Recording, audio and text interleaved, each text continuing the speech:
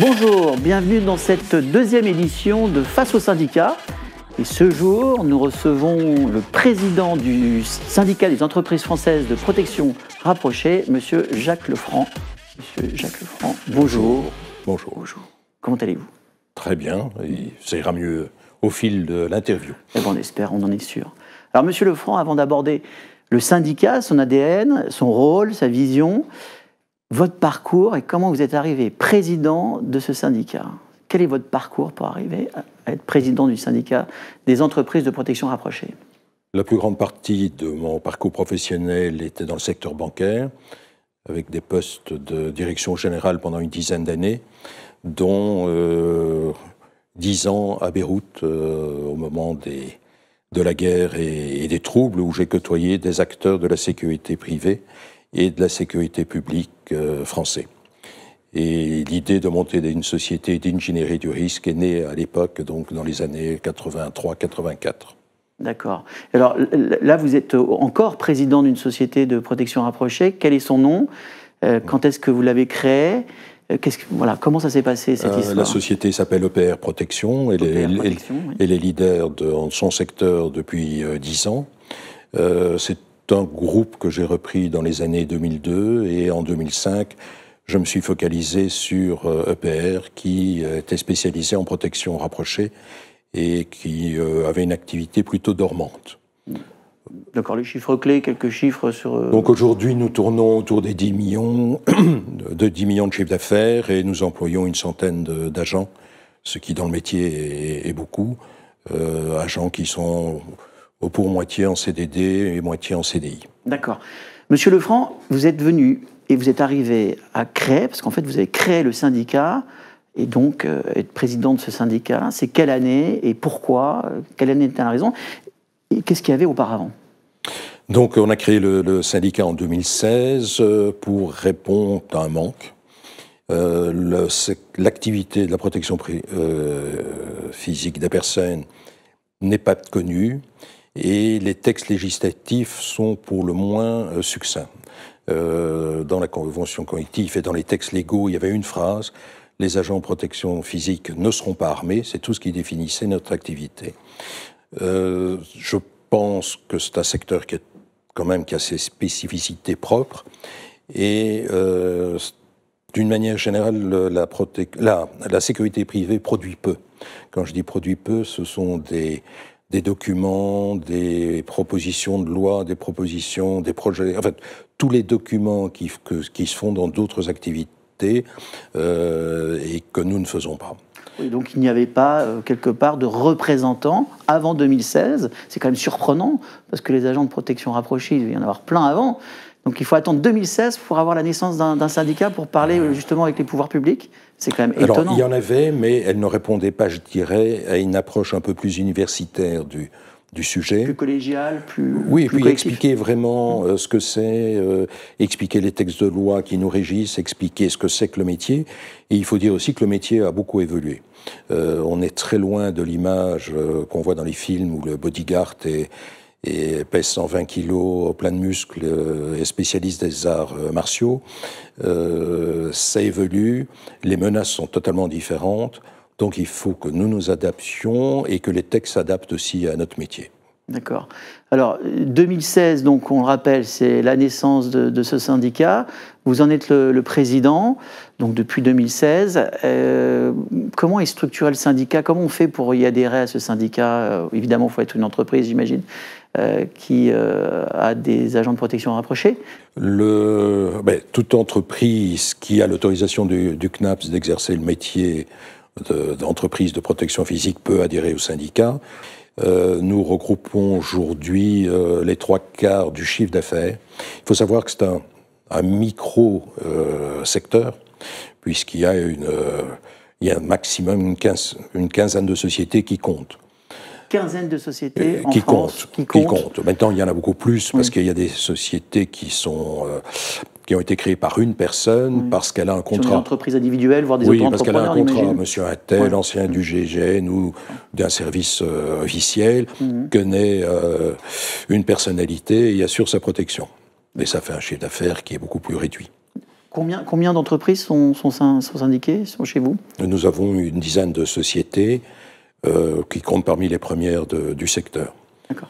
Il faut savoir que c'est un secteur dont le chiffre d'affaires est faussé. Ah. Le chiffre d'affaires officiel est de 40 millions. Oui. Si on regarde les rapports de la Cour des comptes, elle considère qu'il y a plus de 80 millions de chiffre d'affaires qui est effectué par les services officiels qui ne devraient pas être du ressort des services officiels.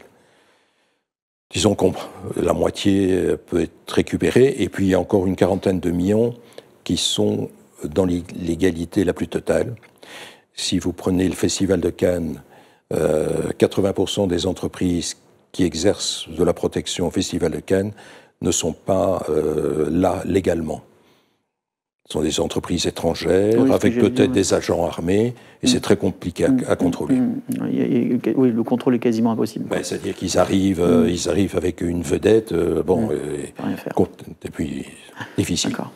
Quel est le rôle du syndicat? Parce qu'on a parlé de l'ADN, on a compris. Maintenant, son rôle, vous parlez un peu d'un rôle juridique, de représentation, de négociation avec les pouvoirs publics, j'imagine. Alors, notre première action était de faire connaître le métier. Nous avons publié un livre blanc qui reprend la définition du métier et toutes les évolutions du métier. Le livre blanc est sorti quand? Il est sorti en 2017. D'accord. Nous avons sorti un autre document, un memento, au moment où certaines activités ont défrayé la chronique, activités de protection, et où on a eu l'impression dans les médias que c'était un métier de cow-boy. Et donc nous avons sorti un memento avec tout le corps législatif et réglementaire de la profession pour montrer que c'est une profession totalement encadrée et qui respecte des règles légales. D'accord. Ces deux documents, le livre et ce document blanc, on peut les avoir sans problème. Le livre, on peut l'acheter, j'imagine. Non, il est distribué gratuitement. Gratuitement, d'accord. Et nous l'avons envoyé à 200 personnes qui comptent dans le métier de la sécurité, c'est-à-dire au ministère de l'Intérieur, aux parlementaires concernés et à tous les acteurs. Et il est à la disposition de toute personne qui le demande. Et aux médias, bien sûr. Ok, d'accord. Donc là, c'est un des points, des rôles, vous l'avez dit, du syndicat, mais aussi un rôle de communication auprès des médias, parce que vous l'avez dit tout à fait justement. Il y a une profession, à un moment donné, qui est prise peut-être un peu pour des cow-boys. Qu'est-ce que vous faites au niveau des grands médias? Je ne parle pas des médias comme Agora Média, qui est un média professionnel, mais des grands médias comme CNews, BFM TV, LCI, etc. Est-ce que vous apparaissez, ou les médias d'information presse papier? On leur a expliqué, on a rencontré les journalistes spécialisés sécurité, police, pour leur expliquer ce que c'était, puis on leur a envoyé les livres blancs et memento dont je vous parle. Et puis aujourd'hui, certaines chaînes de télévision ou certains organes de presse, notamment dans les événements des Gilets jaunes, sont protégés. Oui. Et là, ils ont commencé à découvrir sur le terrain la protection physique des personnes. Alors justement, parlons-en de ce point-là avec les Gilets jaunes. C'est vrai que les journalistes qui étaient, on va dire, sur le terrain, étaient encadrés par des agents de protection rapprochés. Est-ce que il y a eu des retours d'agents blessés ou pas? Et comment ça s'est passé, la relation avec les médias? La relation avec les médias est très bonne, et notamment avec les syndicats des médias, parce qu'ils sont quand même concernés. Vous connaissez le métier de presse. Quand les journalistes sont en reportage, en action, ils ne voient absolument pas ce qui se passe autour d'eux. Ils ne voient que devant eux. Donc savoir qu'ils peuvent filmer ou interviewer en étant protégés dans leurs arrières ou sur les côtés est une chose très importante pour leur métier. Voilà. Donc on a fait cette activité. Enfin, certaines sociétés l'ont faite. On est quelques sociétés à avoir travaillé avec les principaux médias. D'accord. On a parlé de l'ADN, du rôle du syndicat, de l'aspect de la communication, de l'idée de pouvoir converser avec les politiques sur l'aspect juridique, la législation. quelle est aujourd'hui votre vision, enfin, quelle est la vision que vous avez de l'agent, du métier de l'agent de protection rapprochée? Qui est-il? Est-ce qu'il est jeune? Est-ce qu'il est vieux? D'où il sort? Voilà, c'est quoi son parcours Là, on parle du salarié, enfin de l'employé, de l'agent. Il y a deux grosses catégories.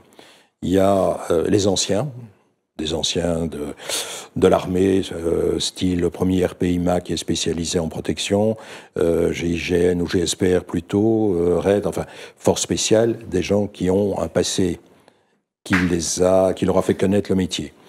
Et puis il y a ceux qui se lancent dans ce métier, donc des jeunes, et qui suivent le CQP et qui... CQP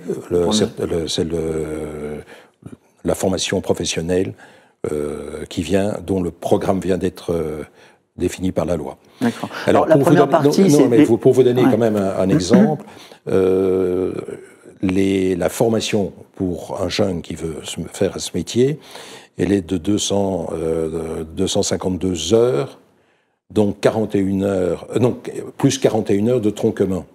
On voit donc que la formation spécifique est beaucoup plus importante que le tronc commun avec les autres métiers de la sécurité. Vous avez dit tout à l'heure que beaucoup venaient de l'armée, des forces de police, anciennement GIGN, etc. C'est quoi la proportion? Vous avez une estimation ou c'est compliqué? Actuellement, plus de la moitié viennent... des anciens corps d'élite, quoi. Des corps d'élite, et l'autre partie sont des gens qui ont appris sur le terrain. D'accord. Les jeunes dont vous parlez, c'est des jeunes, c'est quoi? Ils ont le bac plus 2, bac plus 3, voilà, il y a un peu de tout. Un peu de tout, mais c'est très et pourquoi ils se mettent là-dedans? C'est quoi? C'est une vocation pour eux? Il y a le rêve. Il y a le rêve, et puis c'est un emploi comme un autre. Mais il faut quand même aussi qu'on se rende compte du marché. Il y a 5 ans, il y avait moins de 1000 cartes d'agents de protection.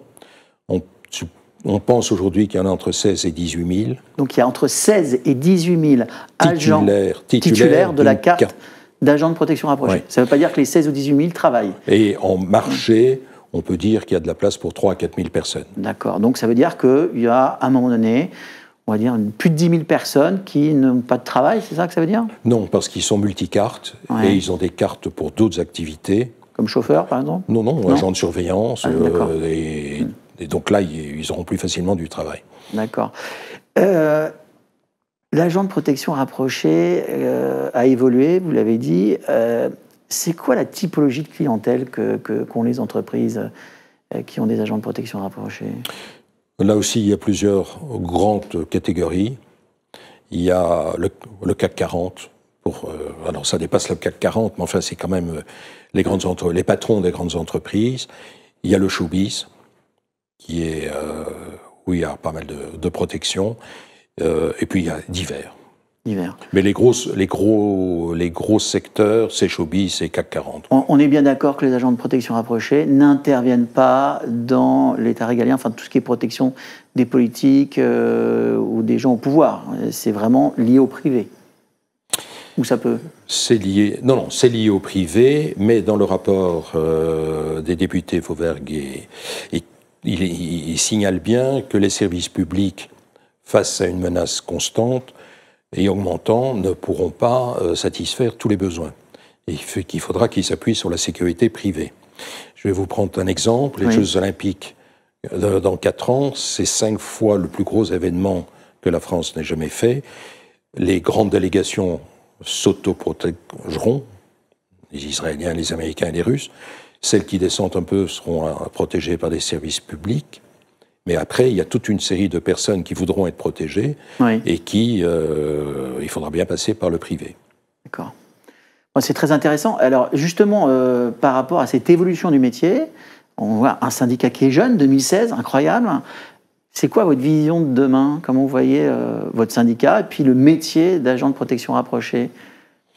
Le syndicat, c'est de faire connaître le métier et de suivre l'évolution du métier. Bon, il y a peut-être des objectifs. Oui, mais l'évolution du métier, c'est quoi? Aujourd'hui, les menaces sont multiples et obligent les agents à avoir une série de formations qu'ils n'avaient pas avant. Je vais vous prendre un exemple. tout agent doit passer le SST, donc la formation de secouriste. Je pense qu'il est indispensable que nos agents en protection fassent du secourisme renforcé. C'est-à-dire qu'ils puissent arrêter une hémorragie par balle, qu'ils puissent faire un certain nombre d'actes de premiers soins, parce que ça peut leur tomber dessus à n'importe quel moment. Si aujourd'hui les détections des coups d'explosifs et tout, il faut qu'ils comprennent que ça fait partie des agressions contre leurs clients. Donc toutes ces notions-là, il faut absolument c'est pas à eux à le faire, mais qu'ils sachent de quoi on parle. D'accord. Point important d'ailleurs sur l'agent de protection rapproché, contrairement à ce qu'on peut croire, il n'est pas armé. Non. Il peut éventuellement avoir un gilet pare-balles, mais c'est de manière exceptionnelle. Donc là encore, on a des visions tronquées, en fin de compte, de l'agent, peut-être liées au film américain, j'en sais pas. Vous me confirmez tout ça? Alors, ce n'est pas dans la culture française d'avoir des privés armés. Il y a des agents de protection qui sont armés, mais les conditions sont très strictes. Et le ministère de l'Intérieur suit ça de très près. Si demain il y a un attentat, peut-être qu'il y aura plus de demandes, mais il faut vraiment qu'il y ait une adéquation entre une demande précise et qui sera jugée recevable par le ministère de l'Intérieur, un agent et une arme. Il y a 3 critères. Et pour vous donner une idée de la durée de l'enquête, elle tourne autour de 4 à 5 mois. D'accord. On va conclure, M. Lefranc. Concluons. Vous faites partie de la Fédération de la sécurité privée. Oui. Vous en êtes content? Oui. Vous en pensez quoi?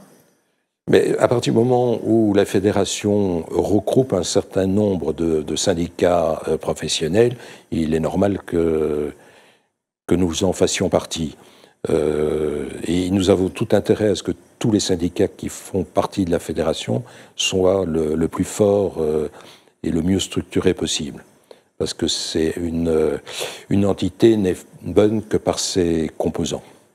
Merci, Monsieur Lefranc. C'était Monsieur Jacques Lefranc, président du syndicat des entreprises françaises de protection rapprochée. C'était la 2e édition Face aux syndicats. Merci à toutes et à tous de nous avoir suivis. Merci, Monsieur Lefranc. Au revoir. Merci.